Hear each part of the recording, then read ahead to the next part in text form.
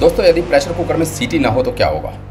तो होगा ये कि जब आप प्रेशर कुकर के नीचे आग जलाओगे तो उस आग से धीरे धीरे गैस बनेगी, स्टीम बनेगी, और वो स्टीम इतनी ज़्यादा पावरफुल हो जाएगी कि वो प्रेशर कुकर को फाड़ देगी। प्रेशर कुकर के ऊपर की छोटी सी सीटी उस कुकर को फटने से बचा देती है। भारत में भोजन हमेशा मिट्टी की हांडी में बनता था और वो स्वस्थ भोजन होता था। प्रेशर कुकर में खाना बनाने का रिवाज अंग्रेज लेकर आए, और अंग्रेज जानते थे कि प्रेशर कुकर में प्रेशर कभी भी इतना ज़्यादा नहीं होना चाहिए कि वो उस कुकर को फाड़ दे। उसको एक सेफ्टी वॉल्व की ज़रूरत होती है ताकि प्रेशर कुकर बचा रहे। भारतीय समाज के लिए अंग्रेज प्रेशर कुकर ही थे, और भारतीय समाज में पनप रहा गुस्सा और विद्रोह एक ना एक दिन उस प्रेशर कुकर को फाड़ देता यदि अंग्रेजों ने प्रेशर कुकर के ऊपर सेफ्टी वॉल्व ना लगाया होता। क्या था सेफ्टी वॉल्व और किस तरह से अंग्रेजों ने ये सेफ्टी वॉल्व थ्योरी लगाई? नमस्कार, मेरा नाम है कमल रावत और आज हम जानेंगे किस तरह से अंग्रेजों ने सेफ्टी वॉल्व लगाया प्रेशर कुकर के ऊपर, और उन्होंने उस सेफ्टी वॉल्व के ऊपर एक और सेफ्टी वॉल्व लगाया। ये सेफ्टी वॉल्व थ्योरी आप लोगों को पता होगी, लेकिन सेफ्टी वॉल्व के ऊपर जो दूसरा सेफ्टी वॉल्व है वो शायद आप लोगों को पता ना हो। भारत में गाय के कत्लखाने पहली बार ईस्ट इंडिया कंपनी के नेतृत्व में खुले। ईस्ट इंडिया कंपनी भारतीय लोगों का दमन कर चुकी थी। भारत के लोग बुरी तरह से त्राहिमाम कर रहे थे। सनातनी हिंदू का हमेशा से यह स्वभाव रहा है कि वो अपने ऊपर हुए अत्याचार को बर्दाश्त कर लेता है, लेकिन यदि बात हमारे प्रतीकों पर आए, यदि बात हमारे भगवान पर आए, यदि बात हमारी गाय पर आए, तो उनको वो अपने आप से ऊपर रखता है। ईस्ट इंडिया कंपनी को भी इस बात का अंदाज़ा नहीं था कि गाय के मांस से बने हुए कारतूस को मुंह में लगाना इतना बड़ा इशू बन जाएगा कि उसके ऊपर 1857 की क्रांति हो जाएगी और ईस्ट इंडिया कंपनी को भारतीय खदेड़ के भगा देंगे। 1857 की क्रांति में ईस्ट इंडिया कंपनी को भारत से खदेड़ दिया गया था। 1857 की क्रांति के बाद जब ईस्ट इंडिया कंपनी को खदेड़ कर बाहर भगा दिया गया तो 1858 में ईस्ट इंडिया कंपनी ने सारा कुछ ब्रिटिश सरकार को हैंडओवर कर दिया। तो 1858 में ऑफिशियली ब्रिटिश राज हमारे ऊपर आ गया। उससे पहले कंपनी राज था। ब्रिटिश राज को इस बात का बड़ा डर था कि जो 1857 में ईस्ट इंडिया कंपनी के साथ हुआ वो दोबारा से ब्रिटिश राज के साथ भी हो सकता है। भारतीयों को दबाना बहुत मुश्किल था। बाकी सभी जगहों का अगर आप उदाहरण लें, जैसे ऑस्ट्रेलिया है, न्यूजीलैंड है, जहाँ जहाँ पर भी ब्रिटिश गए वहाँ पर उन्होंने वहाँ की संस्कृति का मूल चूल परिवर्तन कर दिया। उनको पूरी तरह से लूट कर, वहाँ की संस्कृति को पूरी तरह से कन्वर्ट कर कर वहाँ पर खुद अच्छे बनकर बैठ गए। आज भी आप देखेंगे ऑस्ट्रेलिया में जो ओरिजिनल ऑस्ट्रेलिया के लोग हैं वो तो ऊपर नॉर्थ की तरफ में थोड़े से एरिया में बचे हैं। ये जो आप देखते हैं सिडनी, मेलबर्न, यहाँ पर यूरोप के गए हुए लोग बचे हुए हैं। इसी प्रकार न्यूजीलैंड में अगर आप देखें, इसी प्रकार साउथ अफ्रीका में अगर आप देखें, इसी प्रकार अमेरिका में अगर आप देखें, तो वहाँ के जो नेटिव लोग हैं वो बचे हुए नहीं हैं। भारत अकेली ऐसी सभ्यता है जिसको पहले मुगलों ने भरपूर प्रयास किया, उसके बाद यूरोपियंस ने भरपूर प्रयास किया, लेकिन 1947 जब तक भारत आज़ाद हुआ था तब तक भी पूरी भारतीय संस्कृति इंटैक्ट थी। ये तो 1947 के बाद जब काले अंग्रेज आकर बैठे और जब लोगों ने सोचा कि अब तो अपना ही देश है, तब जाके लोगों ने अपना कैलेंडर छोड़ा। आप किसी भी पुराने आदमी को देख लीजिए, आज भी उनको नए वाले कैलेंडर के साथ सामंजस्य नहीं बिठा पाए हैं। वो जनवरी, फरवरी, मार्च, अप्रैल के हिसाब से नहीं सोचते। वो चैत, बैसाख, साड़, सावन, इस भादों, क्वार, कार्तिक इसी हिसाब से सोचते हैं। तो ऐसी क्या चीज़ थी जो हमने अपनी संस्कृति को बचा के रखा? वो था निरंतर युद्ध। भारतीयों ने कभी भी युद्ध को छोड़ा नहीं। भारतीयों ने निरंतर प्रतिकार किया, सबका प्रतिकार किया। जिसने भी आकर हमारा दमन करने की कोशिश की, सबका प्रतिकार किया। और प्रतिकार का नेतृत्व कर रहे थे यहाँ के राजा और यहाँ के सन्यासी। गोवा में जो सैन फ्रांसिस आया उसने तो लिखा बाकायदा कि अगर ब्राह्मण नहीं होते तो वो पूरे गोवा को कन्वर्ट कर चुका होता, लेकिन ब्राह्मणों ने गोवा को कन्वर्ट होने से बचा लिया। इसलिए जब ब्रिटिशर्स को जाना पड़ा और सत्ता का हस्तांतरण वो कांग्रेस को करके गए, तो उन्होंने ये एंश्योर किया कि भारत के जनमानस में यहाँ के ब्राह्मण, यहाँ के कल्चर, यहाँ की सिविलाइजेशन, यहाँ के प्रतीकों के खिलाफ एक जहर भरा जाएगा, और वो जहर धीमा जहर होगा। इसीलिए आप देखिए, ना तो मस्जिद सरकार के कंट्रोल में है, ना चर्च सरकार के कंट्रोल में है, लेकिन मंदिरों को हमेशा सरकार ने अपने कंट्रोल में रखा। क्यों? क्योंकि यदि मंदिरों को छोड़ देती सरकार तो दोबारा से सनातन खड़ा हो जाता। भारतीयों को ये अंदाज़ा भी नहीं है कि आज उनके मंदिरों का दिया हुआ पैसा मस्जिदों में लगाया जा रहा है, मदरसों में लगाया जा रहा है, उसे सरकारें लूट लूट कर खा रही हैं। उससे सरकारें हज सब्सिडी करवा रही हैं, उससे सरकारी नेता अपनी गाड़ियाँ खरीद रहे हैं, इनोवा कारें खरीदी जा रही हैं उससे। मंदिरों के जो धर्म क्षेत्र थे, मंदिरों का जो ऑरा था, उस ऑरा को नष्ट किया गया। उस ऑरा को ब्रिटिशर्स नष्ट नहीं कर पाए, उस ऑरा को उससे पहले मुगल नष्ट नहीं कर पाए। मुगलों ने खूब मंदिर तोड़े, लेकिन वो उस आध्यात्मिक चेतना को नष्ट नहीं कर पाए। उस आध्यात्मिक चेतना को नष्ट किया आज़ाद भारत की सरकारों ने।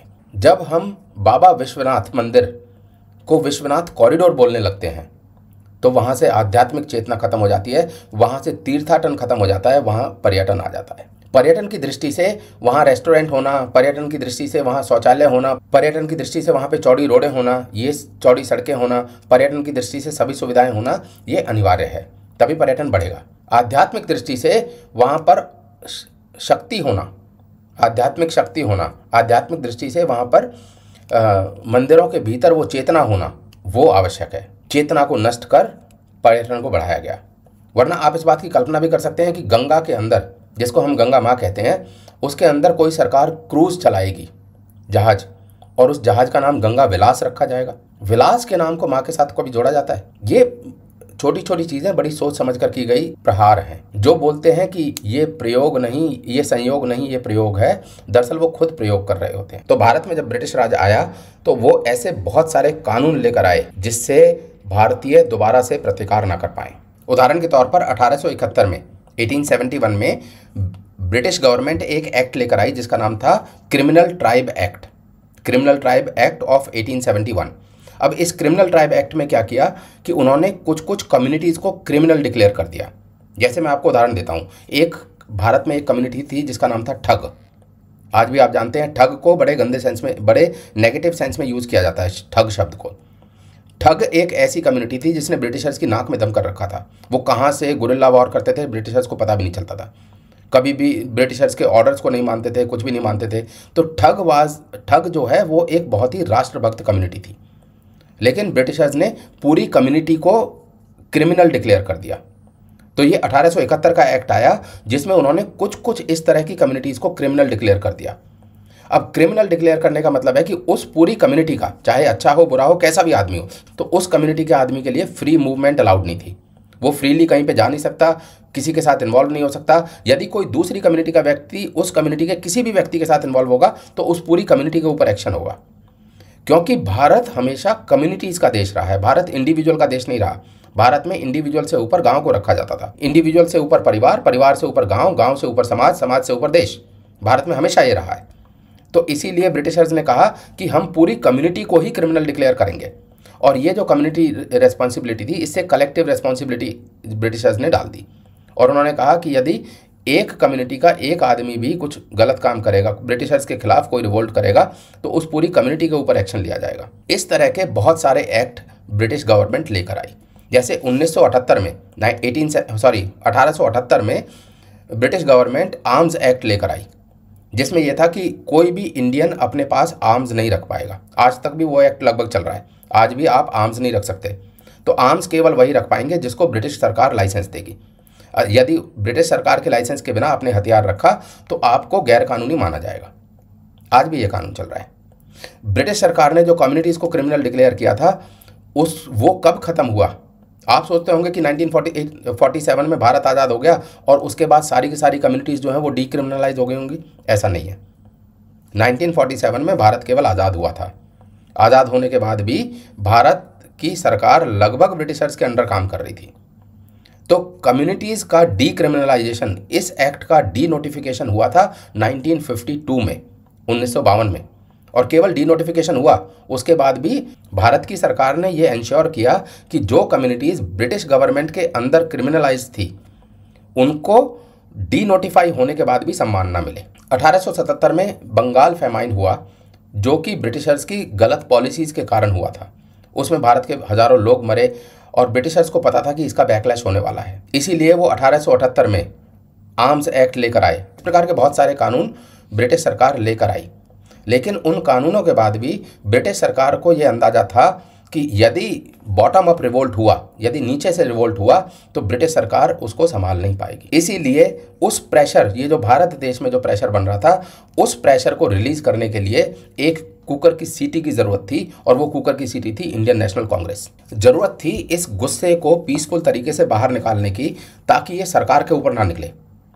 तो एक ब्रिटिश अधिकारी एलन ऑक्टेवियन ह्यूम, एओ ह्यूम को यह जिम्मेदारी दी गई। एओ ह्यूम ब्रिटिश की सिविल सर्विसेज से 1882 में रिटायर हुए थे और आज भी यदि आप देखेंगे तो इस तरह की जिम्मेदारी नॉर्मली रिटायर्ड ब्यूरोक्रेट्स को या रिटायर्ड जजेस को दी जाती है। कोई भी कमीशन बनाना हो या किसी भी तरह का कोई इंक्वायरी करनी हो तो उसकी जिम्मेदारी रिटायर्ड ब्यूरोक्रेट या रिटायर्ड जजेस को दी जाती है।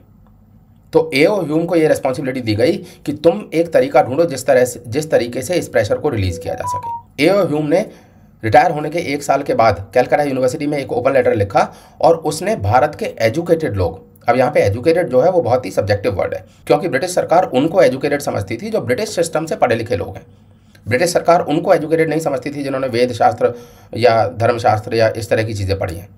तो ब्रिटिश सरकार के एओ ह्यूम अधिकारी ने कहा कि जितने भी एजुकेटेड लोग हैं वो सारे एजुकेटेड लोग सामने आओ और लेट्स फॉर्म ए ग्रुप और मिलकर एक ऐसा पॉलिटिकल मूवमेंट बनाते हैं जिससे हम ब्रिटिश गवर्नमेंट के सामने अपनी बात को रख पाएं। और 1885 में कांग्रेस का निर्माण हुआ। जब पहली बार कांग्रेस का निर्माण हुआ तो उसमें केवल उन्हीं लोगों को आना अलाउड था जो इंग्लिश बोल सकते हैं, हिंदी बोलने वालों को अलाउड भी नहीं था आना। तो आप सोच सकते हैं कि ये किस तरह से भारत के लोगों का रिप्रेजेंटेशन कर रहे होंगे। ऑब्वियसली बाद में जब गांधी जी आ गए तो उन्होंने हिंदी बोलने वाले लोगों को भी अलाउ किया। गांधी ने पहली बार 1916 में पहली बार कांग्रेस के अधिवेशन में हिंदी में अगर किसी ने भाषण दिया है तो वो महात्मा गांधी ने दिया है। तो इस कांग्रेस का हर साल में एक सेशन होता था, साल में एक सेशन। उस सेशन में क्या होता था, उस सेशन में पहले उस सेशन का प्रेसिडेंट चुना जाता था। जितने भी लोग आए हैं, जैसे पहले सेशन में 72 लोग आए पूरे भारत में से, और भारत उस समय का भारत मतलब आज का भारत प्लस बांग्लादेश प्लस पाकिस्तान ये सब मिलाकर, है ना, इवन बर्मा, क्योंकि बर्मा जो है वो 1935 में गवर्नमेंट ऑफ इंडिया एक्ट जब आया था 1935 या 1937 में, तब अलग हुआ था बर्मा। तो इतने बड़े देश में से जब पहला अधिवेशन हुआ तो उसमें 72 लोग आए, 72 लोगों ने 9 रेजोल्यूशन पास किए। उन 9 रेजोल्यूशन को उस समय के वाइसराय ने रिजेक्ट कर दिया। तो ये एक कॉमन प्रैक्टिस बन गई थी कि आएंगे, साल में एक बार मिलेंगे और रेजोल्यूशन पास होगा। उस रेजोल्यूशन को एक्सेप्ट करने या ना करने की जो स्वेच्छा है, जो इच्छा है, वो वाइसराय की होगी। कांग्रेस जो है वो पीपीपी मॉडल पे काम करती थी जिसमें था प्रेयर, पिटीशन और प्रोटेस्ट। कांग्रेस पहले ब्रिटिश सरकार के सामने प्रेयर करेगी कि प्लीज़ हमारी बात मान लो, अगर नहीं होगी तो कोर्ट में पिटीशंस की जाएंगी। आप जानते ही हैं ब्रिटिश सरकार के कोर्ट में कितने साल लग जाएंगे, और अगर उससे भी बात नहीं बनेगी तो फिर लास्ट में प्रोटेस्ट किया जाएगा, जिस तरह से गांधी सत्याग्रह करते थे। ये कांग्रेस का सिलसिला चलता गया। इसी कांग्रेस में बाद में नेहरू ऐड हुए, इसी कांग्रेस में जिन्ना ऐड हुए। क्यों? क्योंकि दोनों के दोनों पढ़े लिखे लोग थे, दोनों अंग्रेजी जानते थे, दोनों ब्रिटिश सरकार के विरोध में नहीं थे। और कांग्रेस के ओपिनियन को उस समय के न्यूज़पेपर बहुत वाइडली कवर करते थे। 1855 से लेकर और 1915 तक ये लगभग ऐसे ही चलता रहा। आप 1915 की जगह 1920 भी मान सकते हैं। हर साल कांग्रेस का अधिवेशन होता था। हर साल कांग्रेस के अधिवेशन में कुछ ना कुछ रेजोल्यूशन पास होते थे। कभी कुछ रेजोल्यूशन के बेसिस पे कोई कानून आ जाता था, जिस कानून को बड़े जोर शोर से अखबारों में छापा जाता था कि देखो ये जो कानून आया ये भारतीयों के फेवर में कानून है और ये कानून केवल कांग्रेस की वजह से आया। लेकिन 1915 तक भी कांग्रेस का भारत के लोगों के आम जनमानस के बीच में कोई वर्चस्व नहीं था, कोई उनकी से नहीं थी, कोई उनको सुनता नहीं था। 1915 में ब्रिटिश सरकार ने टैक्टिक्स को थोड़ा चेंज किया। ब्रिटिश सरकार को यह बात रियलाइज हो चुकी थी कि कांग्रेस का चेहरा एक विदेशी है। चेहरा जो है वो पढ़े लिखे भारतीय लोग हैं। पढ़े लिखे मतलब अंग्रेजी बोलने वाले भारतीय लोग। अंग्रेजी बोलने वाले भारतीय लोग सूट बूट में रहते थे, इस तरह से रहते थे। वो आम जनमानस के साथ कभी कनेक्ट हो ही नहीं सकते थे, क्योंकि आम जनमानस की ना वो भाषा थी, ना वो भूषा थी, ना वो पहनावा था, ना वो खान पान था। जिस तरह से ये क्लब्स में जाके और वाइन पी रहे हैं और चम्मच कांटे से खा रहे हैं, नेहरू जिन्ना वगैरह, ना वो उस तरह का पहनावा था। तो ना भाषा थी, ना भूषा थी, ना भेषज था, ना भजन था, ना भोजन था। कुछ भी भारतीयों का नहीं था उस कांग्रेस में। तो ब्रिटिशर्स को ये रियलाइज़ हो चुका था कि कांग्रेस जो है वो आम जनता को तब तक रिप्रेजेंट नहीं करेगी जब तक कांग्रेस की लीडरशिप किसी ऐसे आदमी के हाथ में ना आ जाए जो दिखने में बिल्कुल भारतीय हो, जिसका पहनावा भारतीयों जैसा हो, जिसकी बोलचाल भारतीयों जैसी हो, जो रहता भारतीयों की तरह हो, और जिसकी भोजन भाषा भेषज सब भारतीयों जैसी हो। तो गांधी जब साउथ अफ्रीका से आ रहे थे। आप देखिए साउथ अफ्रीका में गांधी ने कोई बहुत ज़्यादा बड़ा काम नहीं किया था। आप अगर उनका इतिहास उठा के भी देखेंगे, गांधी का पूरा इतिहास आप उठाकर देख लीजिए, साउथ अफ्रीका में ऐसा नहीं है कि उन्होंने कोई अमूलचूल परिवर्तन किया है या कोई बहुत इस तरह का बड़ा काम कर दिया है जिससे उनको एक नेशनल फिगर बना दिया जाए। लेकिन जब गांधी भारत आने वाले थे तो गांधी को ब्रिटिश के खिलाफ साउथ अफ्रीका में एक बड़े रेवोल्यूशनरी की तरह प्रेजेंट किया गया न्यूज़पेपर्स में। और गांधी जब भारत आए तो उनका पहनावा बिल्कुल बदल चुका था। गांधी ने साउथ अफ्रीका में कभी धोती कुर्ता नहीं पहना, वो हमेशा पैंट शर्ट पहनते थे, टाई लगाते थे, प्रॉपर जैसे ब्रिटिश वाले लोग रहते हैं, जैसे पढ़े लिखे अंग्रेजी भाषा बोलने वाले लोग रहते हैं, जैसे आजकल हम लोग रहते हैं, उस तरह से गांधी रहते थे। लेकिन क्योंकि भारत में कांग्रेस पैर नहीं जमा पा रही थी, भारत के जनमानस तक कांग्रेस नहीं पहुंच पा रही थी, भारत का जनमानस कांग्रेस को अपना रिप्रेजेंटेटिव नहीं मान रहा था, इसलिए आप देखिए उनका पूरा पहनावा बदल दिया गया।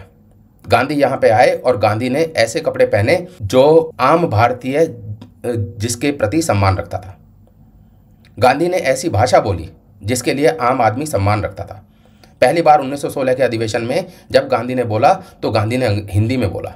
पूरा अधिवेशन कांग्रेस का अंग्रेजी में हो रहा था और गांधी ने हिंदी में बोला, और उस चीज़ को अखबारों में दिखाया गया कि देखो कांग्रेस में जाकर गांधी ने ब्रिटिश अधिकारियों के सामने हिंदी में बात, तो भारत के लोग उनसे जुड़े। गांधी ने पूरे 1 साल भारत का ट्रैवल किया, क्योंकि भारत में जब वो रहते थे तो वो भारत को नहीं जानते थे। इसलिए 1915 में भारत आने के बाद गांधी ने पूरे देश का ट्रैवल किया। अब देश का ट्रैवल कैसे करें? देश का ट्रैवल वो चाहते तो फर्स्ट क्लास में कर सकते थे, लेकिन फर्स्ट क्लास में अगर वो ट्रैवल करते तो वो कभी भी भारत के जनमानस के साथ कनेक्ट नहीं हो पाते। अगर वो सूट बूट में ट्रैवल करते तो वो कनेक्ट नहीं हो पाते। ब्रिटिशर्स का प्लान था गांधी को एक लीडर बनाने का, भारतीयों का लीडर बनाने का, इसलिए गांधी को 3rd क्लास में ट्रैवल कराया गया। आप देख सकते हैं उस समय के कि गांधी जब 3rd क्लास में ट्रैवल करते थे तो वो 3rd क्लास के डब्बों का स्पेशल रिजर्वेशन होता था गांधी के लिए, पूरा का पूरा डब्बा बुक होता था। और सरोजनी नायडू ने तो ये बात अपने लिखी है बाकायदा कि गांधी को गरीब रखना बड़ा मेहनत, बड़ा पैसे लगते हैं गांधी को गरीब रखने में। तो बड़े पैसे खर्च कर ब्रिटिश सरकार ने गांधी को गरीब बना के रखा, और धीरे धीरे करके गांधी यहाँ के लोगों की भाषा में लोगों की भीड़ को इकट्ठा करने लगे। गांधी के आने के बाद लोगों का कांग्रेस से थोड़ा जुड़ाव बना। तो अगर आज की भाषा में मैं बोलूं तो ये पूरा का पूरा मीडिया मैनेज पर्सनैलिटी प्रोजेक्शन था, पूरा का पूरा मीडिया मैनेज पर्सनैलिटी प्रोजेक्शन। देखिए मैंने पहले ही बोला था कि आप दाएं बाएं से मत आना। यदि आप ये वीडियो सुन रहे हैं तो आपको तटस्थ होकर ये वीडियो देखने पड़ेंगे।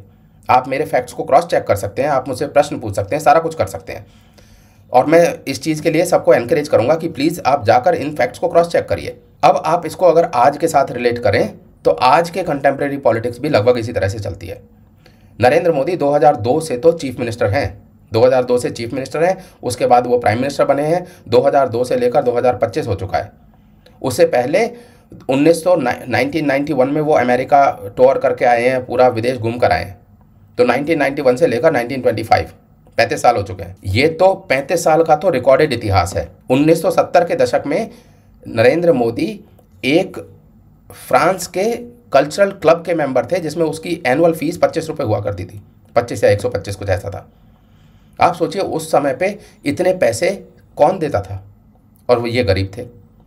लेकिन इस चीज़ को ऐसे प्रोजेक्ट किया गया कि जैसे बहुत ही दरिद्रता से ये ऊपर उठ के आए हैं। जैसे अभी चीफ जस्टिस जो गवई बोलते हैं, गवई के पिता गवर्नर रहे हैं, तो इस बात को कौन डाइजेस्ट करेगा कि वो स्लम्स से उठकर आए हैं और चीफ जस्टिस बन गए। इसी प्रकार आप फैक्ट्स को तो देखिए ना।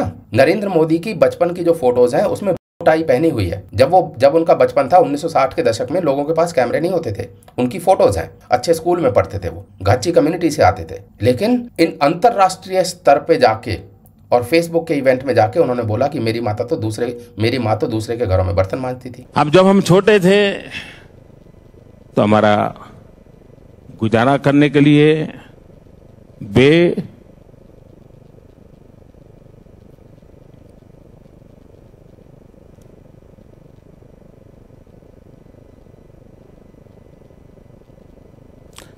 अड़ोस पड़ोस के घरों में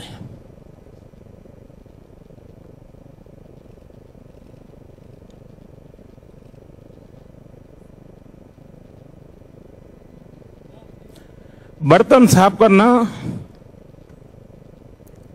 पानी भरना,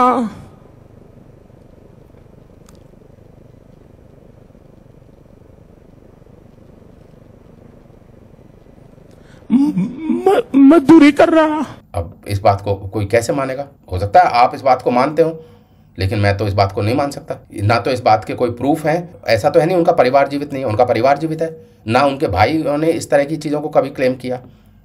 तो उनके भाई भी हैं, भतीजे भी हैं, सब पूरा परिवार है, भरा पूरा परिवार है, पत्नी भी है उनकी। तो वापस से अपनी सेफ्टी वाल्व थ्योरी पे आते हैं। सेफ्टी वाल्व थ्योरी को अगर आप ढंग से समझें तो पूरे देश में जो प्रेशर बन रहा था, अगर कांग्रेस नहीं बनती या अगर कांग्रेस को भारतीय जनमानस का सपोर्ट नहीं होता, तो ब्रिटिशर्स ये समझ चुके थे कि कुकर जो है ये किसी दिन फट जाएगा। इसके लिए एक सीटी लगाई गई, जिस सीटी का नाम था कांग्रेस। इसीलिए अगर आप देखें तो जहाँ जहाँ पे ज़रूरत थी वहाँ पे कांग्रेस ने ब्रिटिशर्स का सपोर्ट किया। भगत सिंह को जब ब्रिटिशर्स ने मारा तो कांग्रेस ने, गांधी जी ने आके ब्रिटिशर्स का बचाव किया और भगत सिंह के खिलाफ स्टेटमेंट दी। ये तो गांधी जी की, ये तो रिकॉर्डेड स्टेटमेंट है गांधी की। देखिए, ब्रिटिशर्स ने भगत सिंह, सुखदेव, राजगुरु को मारा। उस केस में गांधी का व्यू ये था कि ब्रिटिशर्स सही है, और उसने भगत सिंह, राजगुरु, सुखदेव के खिलाफ बोला। ये बोला कि इनका तरीका गलत था। उसी साल के आसपास में स्वामी श्रद्धानंद को मारा अब्दुल राशिद ने। स्वामी श्रद्धानंद वो जिन्होंने हरिद्वार में गुरुकुल कांगड़ी विश्वविद्यालय बनाया था, आर्य समाज के बहुत बड़े नेता थे, स्वामी दयानंद सरस्वती के शिष्य थे। उनको मारा अब्दुल राशिद नाम के एक आदमी ने। और अब्दुल राशिद को जब लोगों ने पकड़ा तो गांधी अब्दुल राशिद के सपोर्ट में खड़े हो गए। तो गांधी अहिंसक नहीं थे, गांधी को महात्मा बनाया गया। तो अंबेडकर की बात का मैं पूरी तरह से सपोर्ट करता हूं, जब अंबेडकर ने बोला कि वो गांधी को महात्मा नहीं मानते। तो वापस से सेफ्टी वॉल्व थ्योरी पे आते हैं। तो 1930s के आसपास आप देखेंगे कि रेवोल्यूशनरीज की आवाज़ वापस से कांग्रेस से ज़्यादा तेज हो गई थी। सुभाष चंद्र बोस कांग्रेस में गए, कांग्रेस छोड़कर आ गए। लाला लाजपत राय ने देख लिया था कि कांग्रेस जो है कुछ नहीं करने वाली। भगत सिंह जो है उन्होंने देख लिया था कि कांग्रेस कुछ नहीं करने वाली। तो ज़्यादातर जो असली नेता थे जनता के, वो समझ चुके थे कि कांग्रेस जो है वो कुछ नहीं करने वाली। उन्होंने कांग्रेस ज्वाइन करके भी देख लिया था ज़्यादातर लोगों ने, और कांग्रेस को छोड़ भी दिया था। कांग्रेस को छोड़ने के बाद ब्रिटिश सरकार दोबारा से इस बात को समझ चुकी थी कि ये जो कांग्रेस है ज़्यादा दिन तक टिकने वाली नहीं है। कांग्रेस के ऊपर बहुत प्रेशर था अपने वर्चस्व को बचा के रखने के लिए। तो कांग्रेस अगर आप देखेंगे तो 1930s तक आते आते कांग्रेस ऑलमोस्ट रेवोल्यूशनरीज की भाषा बोलने लगी थी। जो कांग्रेस पहले डोमिनियन स्टेट की बात करती थी, उस कांग्रेस ने 1930s आते आते 30s 40s आते आते पूर्ण स्वराज की बात करना शुरू कर दिया था। 1935 में जब British government of India act लेकर आए तो उसका कांग्रेस ने विरोध किया। ऐसा पहली बार हुआ था कि ब्रिटिश के किसी एक्ट का कांग्रेस ने इतनी जोर शोर से विरोध किया हो। तो कांग्रेस जो है उसका ब्रिटिश सरकार के साथ जो रिलेशन था वो खट्टा मीठा हो चुका था। ज़्यादातर केसेस में वो ब्रिटिश को सपोर्ट करती थी। क्यों? क्योंकि उसका पूरा वर्चस्व, पूरा उसका आइडेंटिटी ब्रिटिश के ऊपर टिका हुआ था। लेकिन कुछ केसेस में वो ब्रिटिश को विरोध करने लगी थी। अब कांग्रेस जब ब्रिटिश का विरोध करती थी तो कभी कभी वो ऐसे मुद्दे पर विरोध करती थी जहां पे ब्रिटिशर्स बहुत स्ट्रांगली फील करते थे, जैसे डोमिनियन स्टेट, जैसे पूर्ण स्वराज, जैसे इस तरह की बहुत सारी चीज़ें। ब्रिटिशर्स ये चाहते थे कि जिस तरह से मुसलमानों का सेपरेट इलेक्टोरेट वो लेकर आए हैं, जिससे हिंदू मुस्लिम वैमनस्य बढ़ा है, उसी तरह से दलितों के लिए एक सेपरेट इलेक्टोरेट हो जिससे हिंदुओं में से दलितों को तोड़ा जा सके। इस सेपरेट इलेक्टोरेट की बात उन्होंने अंबेडकर से उठवाई। अंबेडकर ने सेपरेट इलेक्टोरेट की बात उठाई, लेकिन गांधी जो है वो सेपरेट इलेक्टोरेट के खिलाफ खड़े हो गए। तभी से आप देखेंगे कि गांधी और अंबेडकर के बीच में झगड़ा शुरू हो गया। वरना महाड़ में 1927 में जो सत्याग्रह हुआ था उसमें अगर आप देखें तो जहां पंडाल लगा हुआ था वहां पे केवल एक नेता की फ़ोटो थी और वो गांधी की फ़ोटो थी। तो 1927 में अंबेडकर के सबसे बड़े महाड़ सत्याग्रह में उन्होंने गांधी की फ़ोटो लगा रखी थी और अकेले गांधी की फ़ोटो लगा रखी थी और किसी की फ़ोटो नहीं थी। और 35 तक आते आते वो गांधी के खिलाफ हो गए। अंबेडकर ने गांधी के खिलाफ बहुत कुछ बोला है, उसमें से ज़्यादातर सही है, कुछ गलत भी है। ये आपस का उनका झगड़ा था। लेकिन अंबेडकर ने वो सारी बातें बोली जो सारी बातें ब्रिटिशर्स चाहते थे कि बोला जाए। अंबेडकर ने बोला सेपरेट इलेक्टोरेट होना चाहिए। ब्रिटिशर्स चाहते थे सेपरेट इलेक्टोरेट हो, इसीलिए ब्रिटिशर्स जो है अंबेडकर की बात को लेकर सेपरेट इलेक्टोरेट लेकर भी आ गए। सेपरेट इलेक्टोरेट का मतलब है कि दलितों का अलग से वोट होगा, अलग से उनका रिप्रेजेंटेटिव होगा, सब कुछ अलग होगा, और बाकी जो हिंदू हैं उनको दलितों से अलग रखा जाएगा। अंबेडकर के अपने एम्बिशंस थे। अंबेडकर चाहते थे कि ब्रिटिशर्स उसको एक अच्छी पोजीशन दें, और ब्रिटिशर्स ने जब भी अंबेडकर को कोई पोजीशन दी, अंबेडकर ने उस पोजीशन को पूरी तरह से, उस रोल को पूरी तरह से जस्टिफाई किया। अंबेडकर चाहते थे कि ब्रिटिशर्स भारत को छोड़कर ना जाएं। अंबेडकर की ये ओपन स्टेटमेंट्स हैं कि ब्रिटिश का राज भारत के लिए अच्छा है, मतलब भारतीयों के ऊपर ब्रिटिश की गुलामी भारत के लिए अच्छी है। ऐसी अंबेडकर की ओपन स्टेटमेंट्स हैं। इसको सब्सटेंशिएट करने के लिए एक दो इंसिडेंट्स को हम देख लेते हैं। जैसे भारत में साइमन कमीशन आया, साइमन कमीशन का बहुत विरोध हुआ, Simon go back, Lala Lajpat Rai के ऊपर लाठियां चली। लाला लाजपत राय के ऊपर जब लाठियां चली तो लाला लाजपत राय की स्टेटमेंट थी कि ये ब्रिटिश सरकार के कफन में आखिरी कील होगी, ताबूत में आखिरी कील होगी।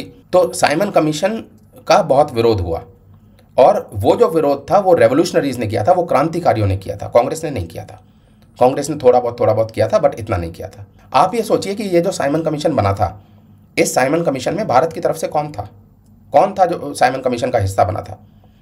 भारत की तरफ से साइमन कमीशन का बॉम्बे की तरफ से हिस्सा जो थे वो अंबेडकर थे। अंबेडकर साइमन कमीशन का पार्ट थे। तो यदि आप लाला लाजपत राय को क्रांतिकारी मानते हैं और यदि आप साइमन को लाला लाजपत राय का हत्यारा मानते हैं, तो साइमन के कमीशन में जो लोग थे आप उनको कैसे छोड़ सकते हैं, कैसे उनको एब्जॉर्ब कर सकते हैं? तो दोनों में से एक ही चीज़ हो सकती है ना, या तो आप लाला लाजपत राय को अच्छा मान लो या आप अंबेडकर को अच्छा मान लो। दोनों को कैसे अच्छा मान सकते हो? जनता की मेमोरी से बड़े बड़े नेताओं को साफ करने का यही एक तरीका होता है कि उनके बारे में कोई बात मत करो, ना उनके बारे में पढ़ाओ, ना उनके बारे में बात करो, ना उनके बारे में कोई डॉक्यूमेंट्री आएगी, ना उनके बारे में कोई टीवी सीरीज आएगी। अगर उस समय की कोई मूवी आ रही है तो उस मूवी में उसका कोई कैरेक्टर भी नहीं होगा। जो लोग अंबेडकर को अच्छा बनाते हैं वो लाला लाजपत राय को चुपचाप बोलना भी बंद कर देते हैं, क्योंकि धीरे धीरे जब उनके बारे में बोलना ही बंद हो जाएगा तो वो जनता की मेमोरी से साफ हो जाएंगे। इसी तरह से सुभाष चंद्र बोस को साफ किया गया, इसी तरह से लाल बहादुर शास्त्री को साफ किया गया। और दूसरे को इतना बड़ा बना दो कि वो जहां पर भी जाए वहां पर वही दिखाई दे। जगह जगह पे हर 10 फुट में एक अंबेडकर की मूर्ति लगा दो, ताकि जब भी लोग जाएं तो वो पूछें कि ये कौन है, ये कौन है, ये कौन है। और उनके बारे में ऐसी ऐसी स्टोरीज बनाओ जो सच नहीं है। 5 तीर्थ का मतलब क्या होता है? 5 तीर्थ बनाएंगे मोदी जी अंबेडकर जी के नाम पे। तो बना लीजिए, लेकिन आप सही हिस्ट्री तो बनाइए ना। इसी प्रकार 1942 में यदि आप कांग्रेस को सपोर्ट करते हैं, तो आपको पता है 1942 में कांग्रेस ने क्विट इंडिया मूवमेंट शुरू किया। जिस समय गांधी ये कह रहे थे कि अंग्रेजों भारत छोड़ो, उसी साल में 1942 में ही अंबेडकर कहाँ थे? उनकी अपॉइंटमेंट हुई थी वॉइस राय के लेबर मेंबर की तरह। लेबर मेंबर मतलब आज का आप ये समझिए कि वॉइस राय जैसे गवर्नमेंट है, गवर्नमेंट में लेबर मिनिस्टर जो होते हैं, कैबिनेट मिनिस्टर, तो कैबिनेट मिनिस्टर वॉइस राय के कैबिनेट में अंबेडकर की नियुक्ति 1942 में हुई थी, जब भारत क्विट इंडिया मूवमेंट कर रहा था। जब कांग्रेस क्विट इंडिया मूवमेंट कर रही थी। तो अगर आप कांग्रेस को मानते हो तो गांधी को तो अंबेडकर को कैसे मानोगे? और अगर आप क्रांतिकारियों को मानते हो तो अंबेडकर को कैसे मानोगे? अंबेडकर को तो केवल आप तभी सपोर्ट कर सकते हो जब आप ब्रिटिशर्स को सपोर्ट करते हो। इनफैक्ट कांग्रेस को भी आप तभी सपोर्ट कर सकते हो यदि आप ब्रिटिशर्स को सपोर्ट करते हो। इसीलिए आज़ादी के बाद एक ऐसी जमात, एक ऐसा ग्रुप, एक ऐसा वोट बैंक बनाया गया जिसके मन में ब्रिटिशर्स के लिए सॉफ्ट कॉर्नर डाला गया। ये बड़ा सिस्टमेटिक तरीके से बनाया गया। इसके लिए लेफ्ट के बहुत बड़े बड़े राइटर्स लगे हैं जो अपने आप को हिस्टोरियंस कहते हैं, लेकिन जिन्होंने हिस्ट्री कभी पढ़ी नहीं। मैं कहना क्या चाह रहा हूँ? मैं कहना ये चाह रहा हूँ कि भारत के रेवोल्यूशनरीज, भारत के आम जनमानस, भारत के क्रांतिकारी अंग्रेज़ों के खिलाफ रिवोल्ट कर रहे थे। उससे अंग्रेज़ों के ऊपर बहुत प्रेशर पड़ रहा था, और उस प्रेशर को निकालने के लिए, ताकि आम जनमानस का गुस्सा जो है वो निकल जाए, अंग्रेज़ों ने कांग्रेस की स्थापना की, अंग्रेज़ों ने कांग्रेस बनाई। कांग्रेस का एक साल में केवल एक बार सेशन होता था। आप सोचिए, मान लीजिए दिसंबर में सेशन है और अप्रैल में लोगों के अंदर गुस्सा है, तो लोग क्या करेंगे? दिसंबर तक का वेट करेंगे कि दिसंबर में कांग्रेस के सेशन में इस बात को रखा जाएगा और ब्रिटिश के ऊपर प्रेशर डाला जाएगा। पहली बात तो अप्रैल से लेकर दिसंबर तक वो गुस्सा वैसे ही कम हो जाएगा, जो ब्रिटिशर्स के ऊपर गुस्सा निकलना था वो निकलना कम हो जाएगा। दूसरा, लोग अपनी बात को जब रख देंगे कांग्रेस के अधिवेशन में, आधा गुस्सा तब खत्म हो जाएगा, और रखने के बाद वॉइस रॉय जो है उसको रिजेक्ट कर देगा। तो ब्रिटिशर्स के लिए ये एक बहुत अच्छी नीति थी कि लोगों का गुस्सा किसी तरह से कांग्रेस के अधिवेशन में निकाल दिया जाए और वो असली कानूनों में परिणत ना हो, और लूट ऐसे ही चलती रहे। रेवोल्यूशनरीज के खिलाफ एक सेफ्टी वॉल बनाकर कांग्रेस को खड़ा किया गया, लेकिन क्योंकि कांग्रेस के खिलाफ भी कांग्रेस के ऊपर भी बहुत प्रेशर पड़ने लगा था, तो कांग्रेस में भी ब्रिटिशर्स के खिलाफ आवाजें उठने लगी थी। तो कांग्रेस के खिलाफ भी तो एक सेफ्टी वाल्व चाहिए ना। कांग्रेस के खिलाफ जो सेफ्टी वाल्व था वो अंबेडकर था। और मेरे विचार में, ये मेरा ओपिनियन है, अगर भारत 10 साल और ब्रिटिशर्स का गुलाम रहता तो हो सकता है कि ब्रिटिशर्स जो सत्ता देकर जाते वो अंबेडकर को देकर जाते, वो कांग्रेस को नहीं देकर जाते। ये तो अंबेडकर के साथ उस समय का ना तो दलित वर्ग खड़ा था, ना अंबेडकर के साथ ऊंचा वर्ग खड़ा था, ना अंबेडकर की कोई बहुत ज़्यादा प्रेजेंस थी, ना अंबेडकर के साथ कोई बहुत ज़्यादा सपोर्ट थी। तो ये प्रैक्टिकली ब्रिटिशर्स के लिए पॉसिबल नहीं था कि वो अंबेडकर को सत्ता देकर जाएं। तो उनको अपने सेकंड लॉयलिस्ट, जो उनके सेकंड लॉयलिस्ट थे, वो थी कांग्रेस। तो इसलिए ब्रिटिशर्स को कांग्रेस को सत्ता देकर जाना पड़ा। एक और बात मैं आपसे कहना चाहता हूँ, यदि आपने इतना लंबा वीडियो देखा है तो आज भी हमें जो ओरिजिनल धर्म के लिए काम करने वाले लोग हैं उनको सम्मानित करने की आवश्यकता है। यदि हम धर्म के लिए काम करने वाले जेन्युइन लोगों को सम्मानित करेंगे तो बाकी लोग अपने आप खत्म हो जाएंगे। बाकी ये जो कोई चाय बनाने वाला बनता है, कोई फटा हुआ कुर्ता दिखाता है कि देखो मेरा तो कुर्ता फटा हुआ है, मैं इतना गरीब हूँ। भाई तुम्हारे पापा प्रधानमंत्री, तुम्हारे नाना, तुम्हारी दादी प्रधानमंत्री, तुम्हारे नाना प्रधानमंत्री, है ना, और तुम फटा हुआ कुर्ता लेकर घूम रहे हो, तो ये तुम्हारी प्रॉब्लम है ना। तो कोई फटा हुआ कुर्ता लेकर आएगा, कोई ज़बरदस्ती चाय वाला बनेगा, कोई अपनी माता को यूज़ करेगा कि मेरी तो माँ बर्तन मांजती थी, कोई कुछ यूज़ करेगा, कोई कुछ यूज़ करेगा। सब लोग ये दिखाने की होड़ में लगे रहेंगे कि देखो मैं दरिद्र हूँ, मुझे वोट दो, मैं दरिद्र हूँ, मुझे वोट दो। दरिद्रता और गरीबी, ये वोट लेने का कोई पैमाना नहीं है। वोट उसको दो जो नेतृत्व की शक्ति हो जिसमें। ऐसा ना हो कि आप ऐसे आदमी को वोट दे रहे हैं जिसके अंदर नेतृत्व की शक्ति नहीं है। और नेतृत्व की शक्ति उसके लॉज से दिखती है, उसके कानूनों से दिखती है, उसके एक्शन से दिखती है। आप देखिए कि फॉरेन पॉलिसी का क्या हो रखा है। भारत के साथ कौन सी आज की डेट में कौन सा ऐसा देश है जो भारत के साथ खड़ा हुआ है? जिसको माई फ्रेंड ट्रंप बोलते थे, उसी माई फ्रेंड ट्रंप आपके साथ ही नहीं खड़ा है, फिर फायदा क्या? और इसको आप अपना फेलियर नहीं मानते हो। थोड़े दिन पहले तक कहते थे कि चाइना जो है वो देखो हमने चाइना की बैंड बजा दी क्योंकि हमने चाइना की ऐप्स को बंद कर दिया। आज उसी चाइना के साथ व्यापार बढ़ाने की बात कर रहे हैं। तो हम कौन सी बात को माने? एक तरफ कहते हो कि भारत के स्वदेशी प्रोडक्ट्स को यूज़ करो और दूसरी तरफ दिल्ली की चीफ मिनिस्टर अपनी कैबिनेट में आईफोन बांटती है। तो आप इनके कार्यों को देखो, जो ये मुंह से बोलते हैं केवल उसको मत देखो। अगर हम कार्यों को देखेंगे तो हम पाएंगे कि जैसी कांग्रेस थी वैसे ही ये लोग हैं, वैसे ही बीजेपी है। जैसे ब्रिटिशर्स थे वैसी ही कांग्रेस थी, जैसे मुगल थे वैसे ही ब्रिटिशर्स थे, ज़्यादा अंतर नहीं है। हमारी ये मुहिम है कि जेन्युइन हिंदू सनातन धर्म के लिए काम करने वाले लोग दुनिया में जहाँ पर भी हैं उनको सम्मानित किया जाए। इसके लिए 16 नवंबर को हम इवेंट कर रहे हैं जिसमें दुनिया के बड़े बड़े दिग्गज, राजीव मल्होत्रा, राम बहादुर राय, PN मिश्र, नरसिम्हानंद गिरी, इस तरह के दिग्गजों को हम सम्मानित करेंगे। तो आप इसके लिए समर्थन दीजिए और कल एक और वीडियो आएगा। तब तक के लिए नमस्कार।